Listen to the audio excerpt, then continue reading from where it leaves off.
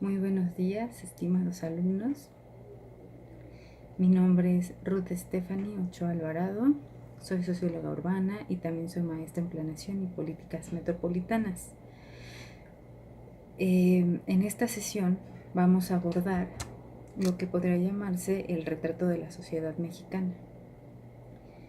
Empezaremos diciendo que, por ejemplo, nosotros compartimos algo en común, y es que somos mexicanos, lo cual implica que probablemente nosotros tengamos muchos referentes en común, ya sea ideológicos, geográficos, históricos. No obstante, también vamos a encontrar muchas diferencias, porque tanto ustedes como yo hemos crecido y vivido en contextos completamente diferentes. ¿A qué voy con esto? Quiere decir que la sociedad mexicana contemporánea es tan compleja como las generaciones que nos preceden, como las que nos anteceden.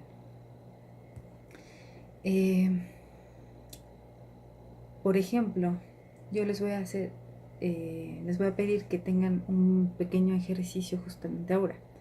Y quiero que imaginen en dónde crecieron sus abuelos, en dónde crecieron sus papás, si ellos estudiaron, en dónde estudiaron, si ustedes mismos están estudiando en este momento, ¿por qué lo están haciendo también en línea?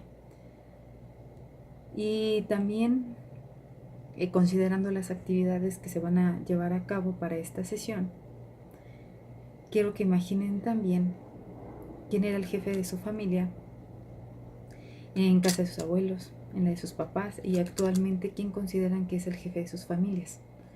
Una vez que ya tengan esto en sus mentes, paulatinamente van a llegar ciertas reflexiones acerca de nuestra sociedad, ya que muy probablemente algunos tengan como jefe de familia a su papá o a su mamá, o quizá solamente hayan crecido con uno de sus padres, o que su familia sea una familia nuclear tradicional, una mamá, un papá y ustedes como hijos.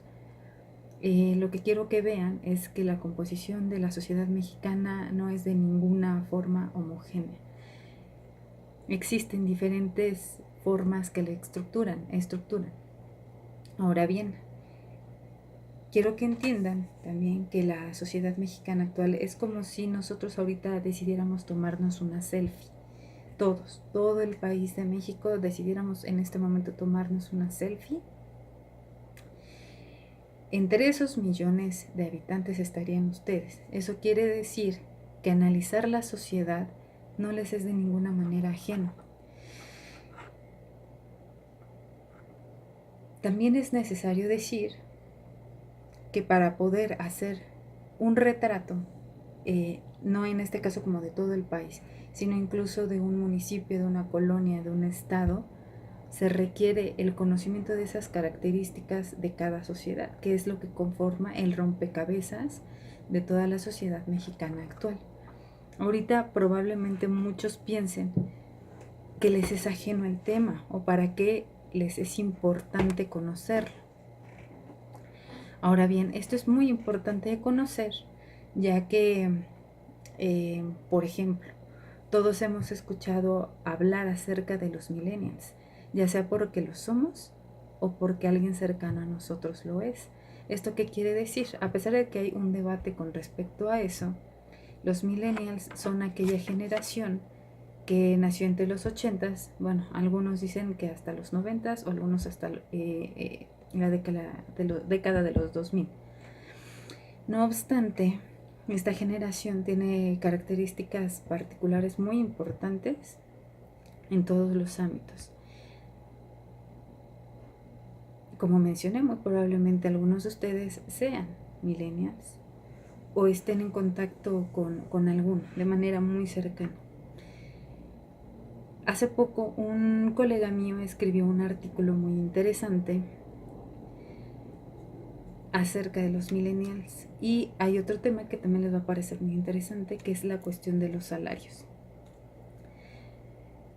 En este sentido, ¿por qué es importante conocerlo?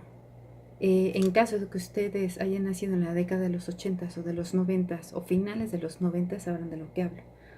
Somos una generación que conoció la coyuntura de la brecha tecnológica al carecer o tener muy poco contacto con ella a estar completamente inmersos en ella. Por lo tanto, también nos coloca en una posición laboral también diferente. ¿Por qué? Porque nuestro contexto actual tiene ciertas características que no brindan cierta estabilidad que requiere este grupo etario. Por lo tanto, les voy a pedir que lean ese artículo para que seguramente les ayudará a realizar el análisis que les voy a pedir para el final de la sesión. Esto es importante y nos ayuda a involucrarnos para que no entienda la sociedad mexicana como los textos de historia o solamente como las noticias, sino porque es en el contexto en el que nos estamos moviendo nosotros actualmente. Esta nota nos dice que un gran porcentaje de los millennials no gana más de 5,000 pesos, lo cual nos lleva a otra reflexión. Quiere decir que es mucho más complicado lograr una independencia, lo cual también se traduce en hogares familiares ampliados, en viviendas más saturadas. Entonces, ¿qué quiere decir esto? Que comprender la forma en la que está funcionando nuestra sociedad nos ayuda a entender nuestro contexto de vida. ¿Por qué estamos viviendo lo que estamos viviendo? Porque seguramente ustedes tienen problemas particulares, pero también generales, que su generación también las está viviendo. Y es por medio de la comprensión de la complejidad de la sociedad contemporánea mexicana que nos va a permitir no solamente comprenderlo, sino también de cierta forma combatirlo, teniendo las herramientas, y una de ellas es precisamente la educación. Más adelante les ayudará a ver con objetividad los problemas, no solamente de la sociedad, no solamente económicos, políticos, sino también de la forma en la que nosotros nos relacionamos y buscamos las oportunidades. A eso me refería, que este referente de la sociedad mexicana es complejo, porque seguramente cada uno de ustedes va a vivir en una sociedad completamente diferente, ya sea cerca de una urbanización, que algunos ya tengan familia, que otros sigan solteros en busca de oportunidades. Y a veces comprender este tipo de situaciones nos ayudará a ver con objetividad otro tipo de opciones.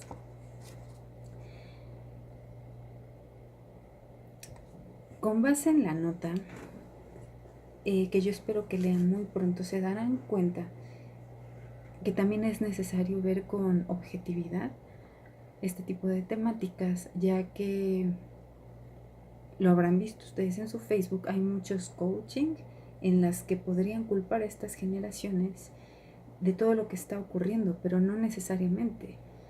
El hecho de que un millennial no se esté independizando, por ejemplo, no tiene necesariamente que ver solamente con su generación, sino también con políticas económicas, con políticas educativas, las reformas laborales.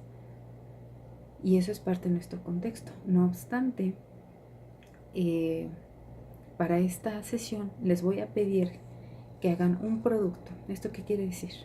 Un documento que tenga por tema el retrato de la sociedad mexicana. Para ello les voy a pedir que exploren por favor la página del INEGI, que les voy a poner a continuación en el video, en el que ustedes van a buscar las siguientes variables: población de hombres y mujeres, población de 0 a 4 años, número de grupos étnicos, hablantes de lengua indígena, población con religión católica o con otra religión, migración externa, hogares monoparentales y uniparentales, población económicamente activa, población económicamente inactiva, hogares con jefe de familia y hogares con jefas de familia para 2 años. Este va a ser 1970 y 2010. ¿Por qué? Porque nos va a permitir hacer un análisis referente con estos dos años que les estoy solicitando. Les voy a pedir, por favor, en el análisis, si van a recurrir a fuentes, que claro que lo recomiendo, citen para saber de dónde están extrayendo esa información. Quiero también que sobre este análisis lo hagan en su contexto, tratando de observar qué es lo que ha ocurrido en sus círculos cercanos y los externos para este análisis. Ustedes deben analizarla y organizar las variables por rubros para que les permita hacer un análisis con mayor facilidad y más precisión. Les voy a ayudar con una de las variables para ejemplificar cómo es que debe estructurarse este trabajo. Por ejemplo, es un tema muy importante, la variable hogares con jefatura femenina. Para el año 1970 tenemos que eran 1.385.935 hogares con jefatura femenina, y en el 2010 6.916.206. Pero si observan las jefaturas masculinas, son muchísimo más numerosas en los 2 años. No obstante, en 1970 las jefaturas masculinas eran del 85%, mientras que para el año 2010 se redujeron al 75% aproximadamente. Es un 10% para 40 años, es muy poco. En lugares en los que la mujer ha tomado la jefatura. Con base en eso, obviamente no les daré enteramente las respuestas, pero sí es muy importante que ustedes traten de pensar por qué ha aumentado 10% la jefatura femenina. Tiene que ver con su inclusión en la vida laboral, tiene que ver con un cambio de roles en los géneros. En su casa, ¿quién es reconocido como el jefe o jefa de familia y por qué? Y pónganse a pensar también, incluso por qué están tomando ustedes su educación en línea. Desde luego que esto era algo que antes, no imposible, pero probablemente haya sido con más dificultad, y bueno, en los 70s ni pensar en una educación en línea. Este es un tema muy complejo, entonces me gustaría que en este momento ustedes me compartieran sus comentarios, dudas o preguntas. Sería muy interesante escucharlos, y también para saber qué es de ustedes, qué es lo que opinan acerca de.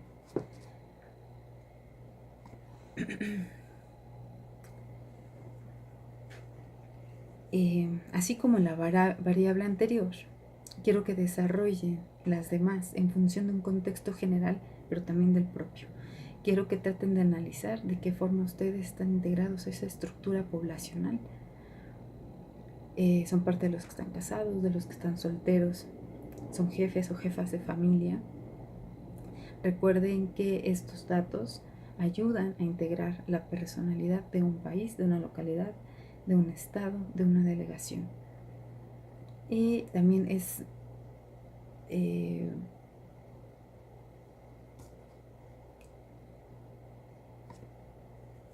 muy importante señalar que en las sesiones que sigan a esta vamos a ir profundizando, pero yo lo que realmente deseo es que surjan dudas acerca de este tema.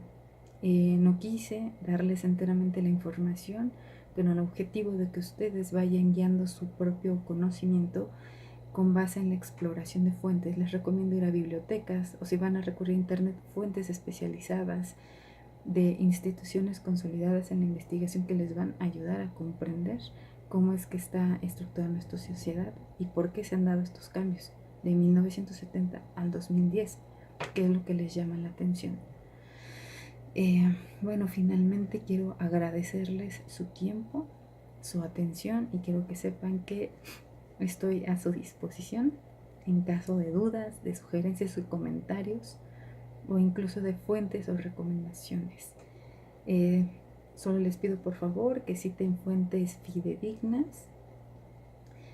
Y finalmente recuerden lo que decía Carlos Monsiváis: si la programación no te divierte, te toca transformar tu idea de la diversión, porque la tele no va a cambiar. Entonces les sugiero que conozcan más los museos, bibliotecas, actividades culturales.